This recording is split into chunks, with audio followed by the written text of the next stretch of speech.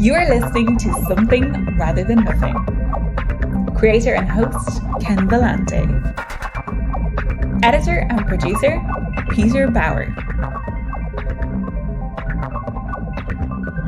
Let's get into it, because I've been waiting to ask. I know you've been working on maybe I'll use the words at first, like an art transformation or a different way of trying to express yourself as an artist. And the main thing is I want to know all about it. So like tell us like what you're doing and what changes you're making and what it means for you. Right. As you said earlier about Dirty Princess Band, I kind of reached a breaking point in the sense of I just felt stagnant. I just felt that we had reached our point, and the people that my other bandmates who I love dearly, I just felt that we had reached a point where there was no progression. And I love Dirty Princess, but it definitely feels like it was more of a stepping stone rather than like a thing that lasts forever. And I definitely say, who knows, like things come back around if they're meant to come back around. But I just really needed to and I should mention too, our bassist Michaela made the decision to move to Los Angeles. And I was okay with that. I was like, you should go and explore and be with your other band, Blackwater Holy Light, who's awesome. But it all happened at the right time and she knew that too. I was like, I'm not feeling like this is moving in the way that I want it to. So I had a few things happen in my life that kind of caused disruption with relationship and other stuff like that. And I was really curious why things were panning out the way they were and who I was surrounded with and why I felt that I couldn't move forward. So I did a lot of analyzing of like, rather than saying it's the people that surround me, like I really have to figure out where my path is and how, because you are what you surround yourself by. So like people that say, don't surround yourself with people who aren't in your same viewpoint. Well, you are at that viewpoint, whoever you are around. So, there's a lot to it, but basically the main thing is I took a second to look inward and I was just doing some meditating and I was like, what do I need to do right now in order to really feel happy within what I'm creating? And this was something that I was talking about, ideas and outcomes. In Dirty Princess and previous things, I just felt like my ideas weren't flourishing to the amount that I had envisioned them. And so what I did was I had this feeling in meditation and it said, now is not the time to go wide. It's time to go deep. So like,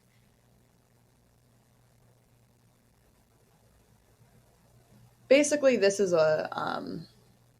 a logical standpoint from what I did, but there was a lot of pain that was circulating within me, within how I was allowing people to treat me, because I am a person who wants to see people rise, and within turn that they take advantage sometimes or view me as somebody who I guess didn't have a strong footing, and I didn't really have a strong footing at that time because I was inundated with alcohol and drugs. So all of it was spot on. I was allowing myself to be in this process, So I just kind of wanted to get the fuck away from everybody.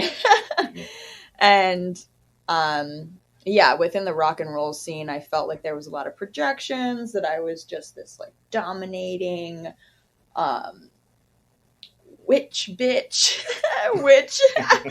which, you know, I think I have these qualities. I'm definitely a leader. I definitely stand my ground, but I felt like it was more negative polarity based rather than like, I'm like, this is positive polarity based, where it's like, I am a leader. I do like to influence in a way that makes people feel good, but not in the sense of like domination and control.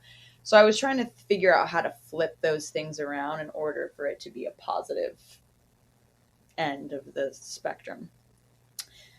So yeah, I isolated for a few months and just journaled every single day and was just trying to really get down to what was going on inside of me. And yeah, long story short, I wanted to make a film that reflected these changes that I was going through.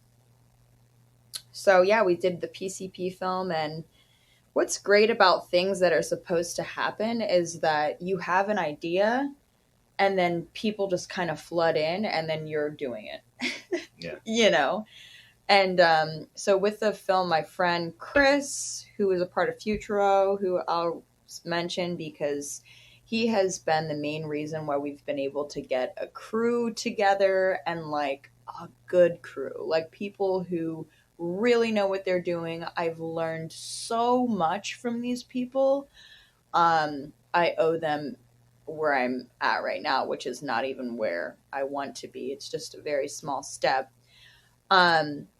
And executed it in such an amazing way, and everything flowed so nicely. So basically, PCP is the project I'm working on, and it's called Orphic Hymns, and it has to do with the transformation from the smaller self to the larger self.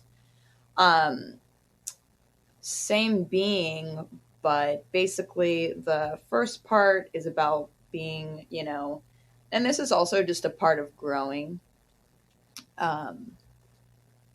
You start out very inwardly focused. It's all about me, yada, yada. The second part is where you get to see Mother Earth in action. We are in a beach and we're flying all these drones over top of beautiful cliffs. It looks like Bridge to Terabithia or something. Like it's so beautiful. So the second part is about coming outside of that inward, all about me thought, whatever, and realizing that there's greater forces at play and that we all have a part within it, and learning to move like the ocean, learning to move and hold strong like the mountains, and just understanding that we are an image reflected of this earth and not singular, you know, and all these things work in these beautiful synchronistic. Let's stick. Let's stick to the synchronistic. That is what the term is right That's now. what it is now. Ways that, like, basically I think all this has become is like when you really pay attention. And I actually had the opportunity of doing that because of COVID. Because I don't think I would have been able to not work and like not, you know, do all these things. So like, if you have that opportunity, and this is a common story with so many people that went through this, you know, you took the time, but I just decided to take more time because I was like, I really got to figure out what's going on internally. Yeah.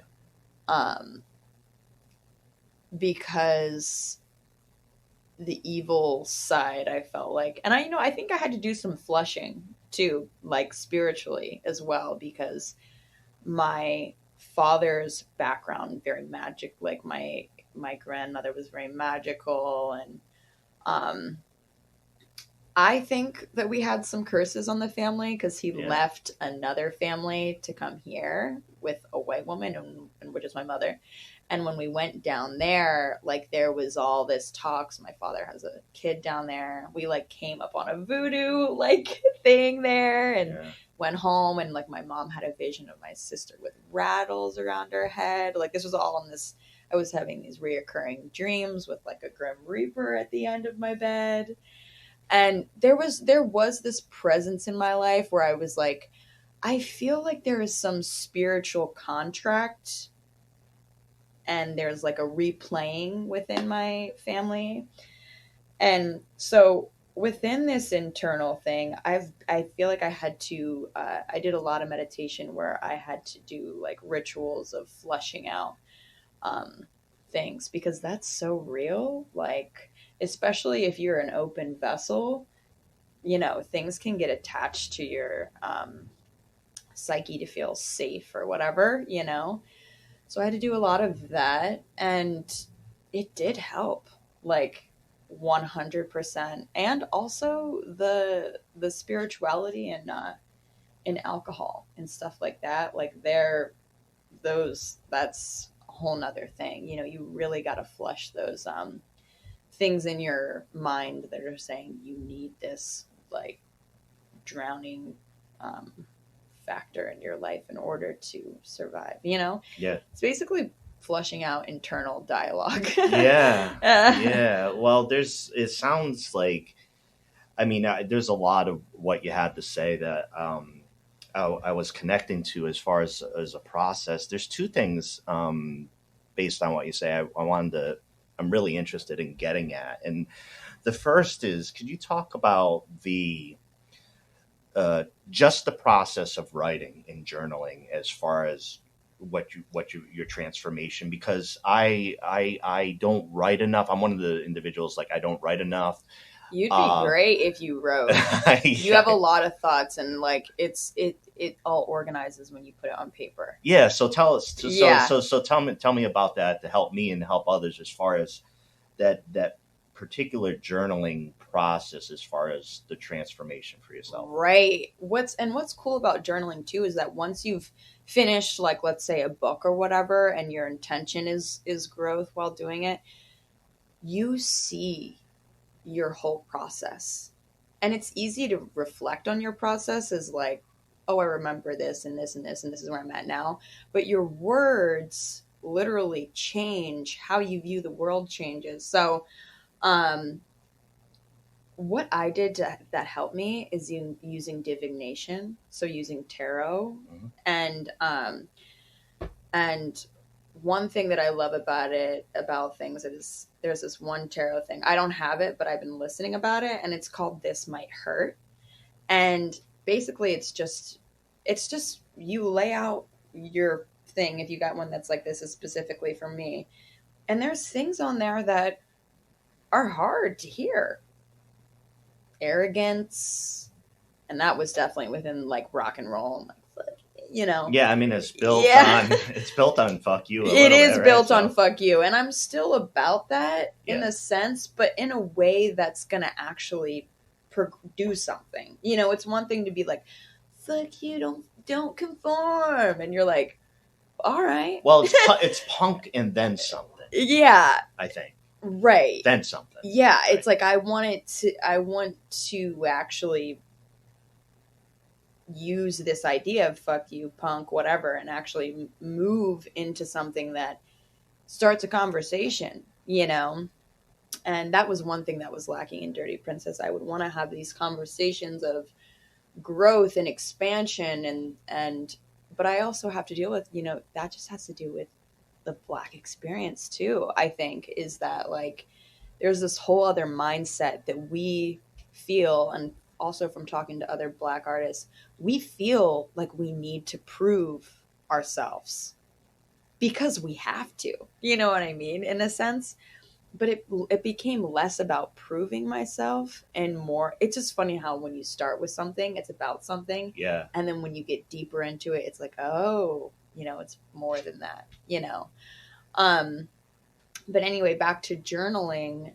So yeah, I did a tarot card divination every morning. I would have a meditation, a little ritual, make a coffee, make a tea, sit down by the window, light some sage. Take a second. And then it's all about, for me, and this also might be an obsessive thing, is the ritual. So doing the cards 7 times. Thinking about... Yeah, the show's about indulging obsessions. So all your processes are totally fine. Yeah. I understand the 7 times that you had to do it. And after that, yeah. Right. So I'd lay them out every morning. So this is the strengthening of the internal guidance. So internal guidance, how you know it's your higher self, is it's going to lead you into peace and content. Lower vibration leads you into judgment and making you feel worse. So when you know that it's your higher self, you're going to feel at peace. You're going to be like, that was a thought that calmed me down, Yeah. And that was something that really helped me, because I usually went into something that it made me go deeper into judgment, like, oh, fuck this, I suck, and then go deeper into, being upset about the issue. So, I had to, in the beginning, write a letter to myself. Good morning, beloved. Today is a beautiful day. Write down dreams I was having, whatever. And it gets so deep that these things start flushing themselves out, So I would read, and, there would be like an arrogance card and like, just basically all these things that I needed to pay attention to that I just didn't even know I innately was projecting into the world, because you get so used to being in this thing. You're like, I'm a good person, right? Habit, right? Yeah, right. Yeah. You're like, everything's cool. It's been cool for the last 4 years. Yeah, everything's cool or not cool. And that's what it is. Yeah. Right. So I would write down all these things, focus on them, try to do the best to change them, put it out into life where I was practicing these things and like learning to really look at the parts of myself that either I didn't think I had the issue with, but we're only human and like we always got to work on stuff. So it was just basically like hyper focus onto the things that were holding me back in life. And with journaling this every day, and I'm getting to a point now, and this only happened within the last few months, and I've been journaling for about like the last 2 years, is how simplified it's like my thoughts have become simplified, but much more potent. So you can be sensitive to that as well, because you're clearly a poet. So the process of, right. I'm just saying, as far as getting the words in there and the potency of it, you're going to be sensitive to that as a poet. Right. Yeah, definitely. So, and it's more gratitude. Like before it was like, flushing out issues. And now, since I've come this far, now it's like, greet the day, like these trees. It's just more of an awareness of these things that are around me that, rather than like everything that's going on in there. So it just shows that I've been growing and I'm more comfortable within, expressing myself. Like I feel like before sometimes my thoughts were so twisted, and I found that interesting. Like I was like, wow, like the messiness, twisted, right, contradictory, right. Yeah. Like I was like, oh, this is interesting.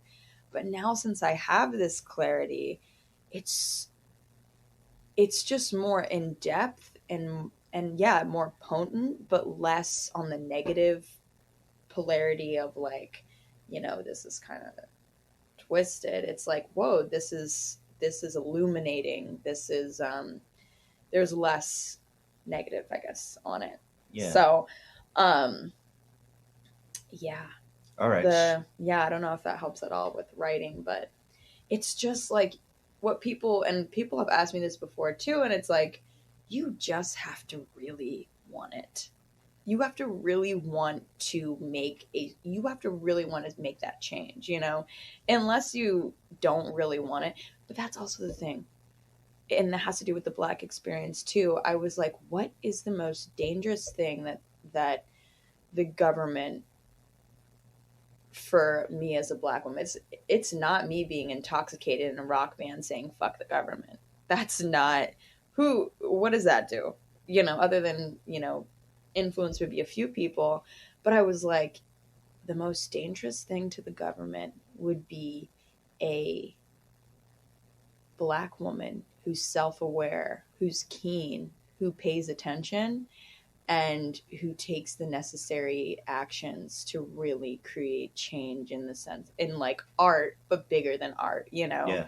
So that's why I was like philosophy, psychology, going to school, getting the education, not actually going to school, sneaking into school, getting into that. Getting the education, you get it by yourself, you get it sneaking in, you get it wherever you can get it. Right, yeah. Right. So I was like, the most dangerous thing would be someone who's very in tune and very aligned. Yeah. Because if you are aligned and you come in sense with conflict or anything like that, you can handle it in such a graceful way that allows you to rise above. So, and like definitely as a Black woman, you come into those contexts of like where people want you to react in a certain way in order for the, you know, in order for things to work out for them. Yeah.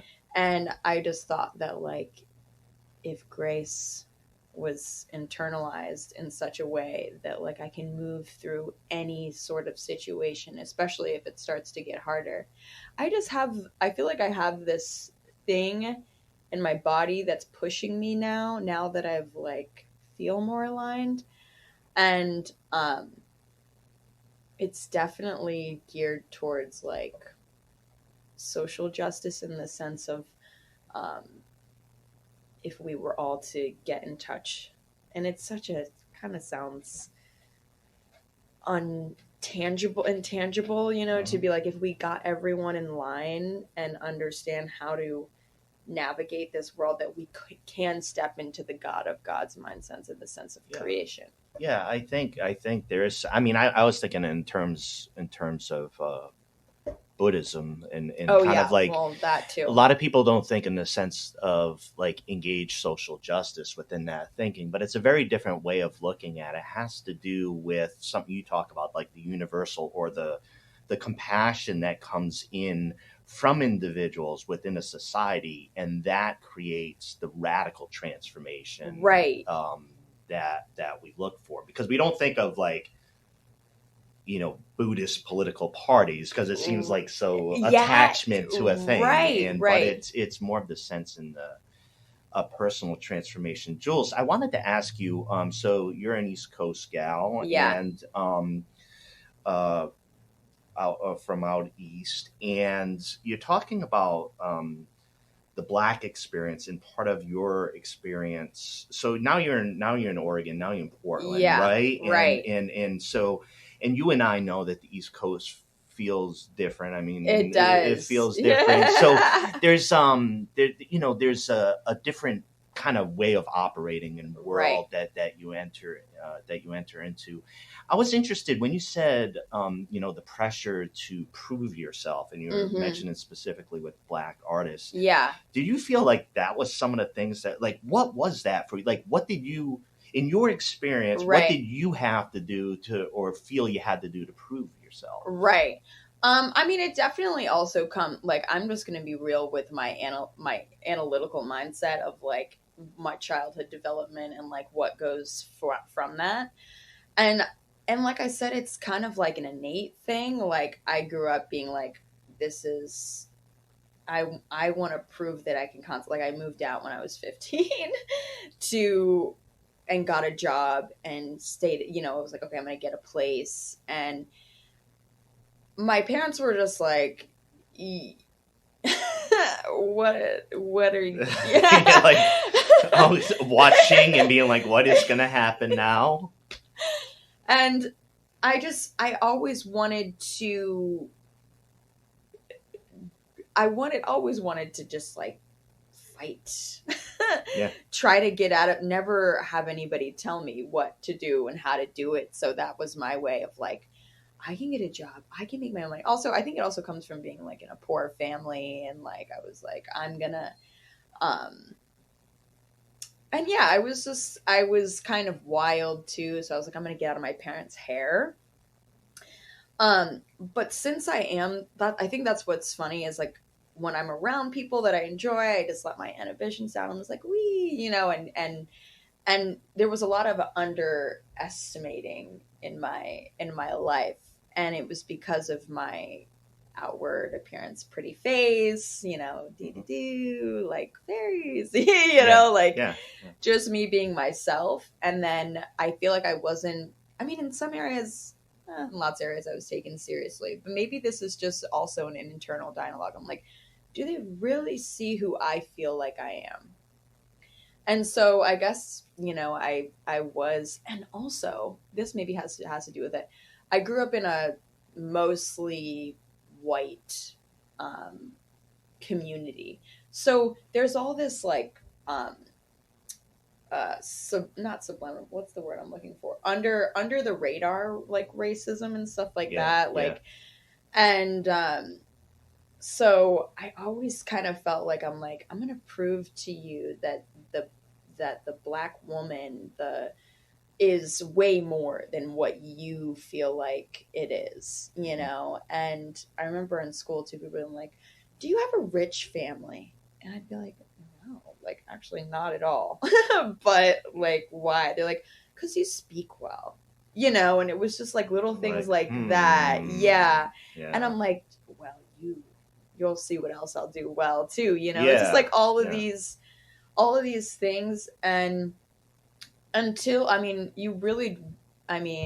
course you can be sympathetic and try to understand where, the Black woman or the Black man is coming from. But when your whole life is in the scope of like, this is who you, like I said, projected stereotypes and stuff, like this is who you are and this is what category you fit into and like all this stuff. And I just felt isolated from both ends because it was like, this has to be this way or this has to be this way, and which way are you? And I'm like, I'm just just trying to I don't know, like I'm figuring it out. Right. And so I've just always wanted to prove that there is another avenue from what we have to be. So that was the proving, like, you don't have to be this way. I don't have to be in the white community. I don't have to be just in the Black community. Like, this is what I believe.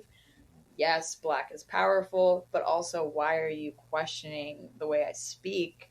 You think my family's rich because I'm like, so what your idea is, if you're a poor Black woman, you would be this way, and this way, right? Right. And I was a poor Black woman in the sense, in like, if we're talking wealth-wise, like with my family.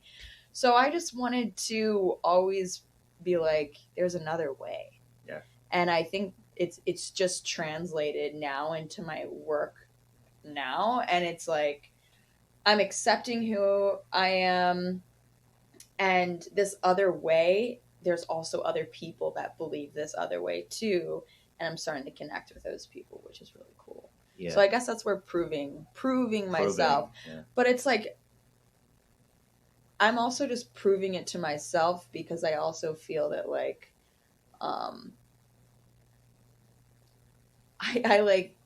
I surprise how my mind works, since I am obsessive and really want to get to the bottom of some certain situation. It's really cool proving it to myself. Like, wow, cool. Okay, I did that. That's amazing. Now what's next? Like, it's just, it's the thirst. It's the thirst for the unknown. Like, what can I get at? And like, what new discovery, Yeah. Yeah. I was wondering, as far as that whole process, because I pointed out, I see what I've seen in your work that you show is definitely a poetic sensibility. One of the things that I notice with artists, or just people in general, is when their interests are extremely varied, right? Without apology. So you almost don't end up like branding yourself as, I like this type of thing. You kind of like all over the place. It's true with that. So you're talking about writing and poetry, and not to separate this out, but I'm a huge music lover, obsessive, and I know you are. For you, in the process you've been going through, has that part of yourself, like, have you had to like put it in a certain place, or is that getting all jangled as well at the time now? Yeah, so I've always loved music. Music is such a big part of me, but like since I am going deeper, I wanted the music to match too. So that's why I've been I have been working with like string instruments, and I got this file from my friend, and we've been chopping it up in the studio. And my biggest inspiration, like, I guess when I was in rock and roll, like, my biggest inspiration was like Jennifer Emma, like the Royal Trucks, and like all these people who were in that mindset of like drink and be wild and put on an amazing show. And I was like, wow, what liberation in that. Yeah. And now, since there's clarity, I'm like, what liberation in like capturing that feeling, you know, of liberation. So Hans Zimmer has been someone who's been, I've just been like, whoa, and watching all those processes. And I'm working with this amazing engineer, producer. His name's Neil Von Talley. He produced so many people. And I don't know if you guys have heard of The Last Artful Dodger. Yes. Yeah, he like produced all of her work, and worked with like Snoop Dogg and like all this other shit. So I'm so pleased to be working with him. He is amazing. I told him about how I loved Hans Zimmer and this certain thing where he chopped up like a whole viola track and turned it into this huge like orchestra-esque sort of piece, and it's matching. So do you remember seeing those the photos of me and the chains? Yeah, so that's part of part one. Yes, I do remember seeing the photos of you in chains. So that's part one, and that's where all the viola orchestra music is in. So it's very dramatic, and those chains I manufactured myself and like made because I was like, I need to really feel what it feels like to physically make your own barrier. Yeah. So I like made the cuffs. I wish I brought them in because they're like so heavy. I took them to Neil's when we were recording because we were recording chain sounds. Because we incorporated that in with the whole piece. And hard metallic. Like iron. And where was I going with that? I don't know. You got lost. You got lost in the whole. I know the chains. I'm like, so just the music and stuff. But yeah, I just wanted to take it further. Like, I felt like rock and roll was like an instant gratification thing, and I wanted to be involved with creating a whole atmosphere with music and wardrobe and lighting to really like immortalize the feeling of, you know, being held back and how frustrating that is when you're stagnant. It's so frustrating. You know, it's like, why can't I move forward? You know, and then you realize I've created these chains. I've manufactured me holding myself back. And that was that was like the first point of when I wanted to like remove myself from the whole Dirty Princess thing. I was like, all of these things I've created. And it's like goes to going into saying like, you know, with the job and stuff, like I'm in this job. I've come here. I'm in it. But it's like, but you also, once you get so deep into something, you also have the power to take those chains, just let them fall off and just go. But there's so much fear and risk in that, you know? Yeah. But I really just took a leap and was like, I'm just everything. I'm taking everything that has held me back, every single thing, and banishing it. So, yes. Yeah. But music, it's funny because, yeah, like you said with varied thing, I'm like, music is just another tool that I use because it is something that hits you in the heart, you know, when you feel it. So it's just a tool. Yeah. I'm obsessed. I love music, but I guess not in the same sense as like somebody's like, this is my career. I'm a musician. It's like, I'm like, this is a tool I use to better animate everything else too. Yeah. That's one of the things I've seen in interviewing artists over time is just the multivaried, like I see multivaried like talents and expressions. And I think a lot of artists have to deal with that because it is we're always asking the question is like, what are you? Like that whole thing that you had to do, right? Right. Like, are you the lead singer? Right. Are you this? Or are you the poet? Are you a published poet? Right. And I think that better describes what I'm doing is poetry, but with all these tools. Yeah. So. Poetry, but a little bit of cheating with tools, right? Right. But the poetry is the film, the poetry is the music, the poetry is outfits. Like that's what the PCP philosophique thing I wanted to, like that little website blog thing. I'm like, because philosophy is just a way of life, and life is a component of many things, and that's what poetry is. Just like seeing the world in a way that resonates and puts things into perspective, you know, because things just fly by you unless you pay attention and you're like, oh wow, like all these things that come at us can move through us. Yeah. You know, the only way out is through. So like getting to see everything, and I don't know. Yeah. Well, Jules, thank you so much for talking about, the deep parts of your journey and your exploration. And, as you know, I love the work that you do because I feel there's this disruptive quality about it, but it's like almost simultaneously like engaging on what you're doing.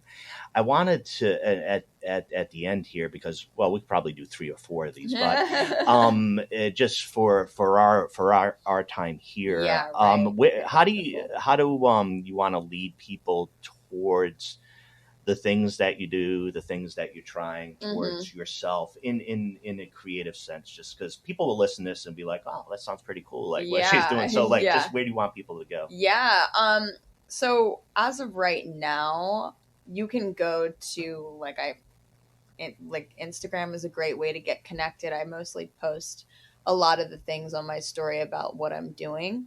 I also have a blog out called PCP Philosophique, and that there's a little link there that you could check out, and I'm going to be posting things like every week on just different ideas and stuff like that. Like, it's funny because I guess it's not that important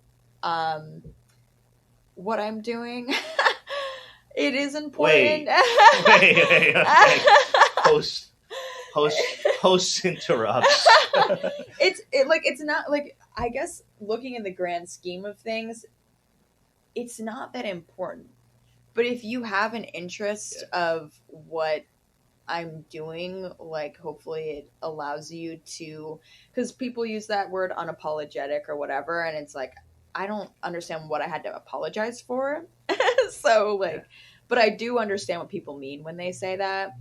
I just want to create things that make people think, and this film, PCP, Orphic Hymns, that will be out. Hopefully, we wanted to do it by spring, but it's just taken too much time, and I'm fine with it taking the time it needs.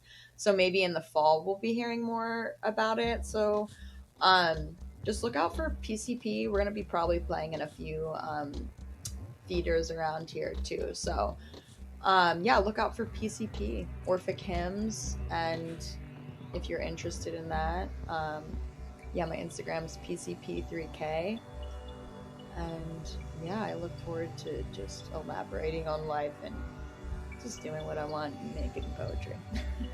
Thanks, Jules. Thanks so much. It's great spending time with you. Always. You guys are the best.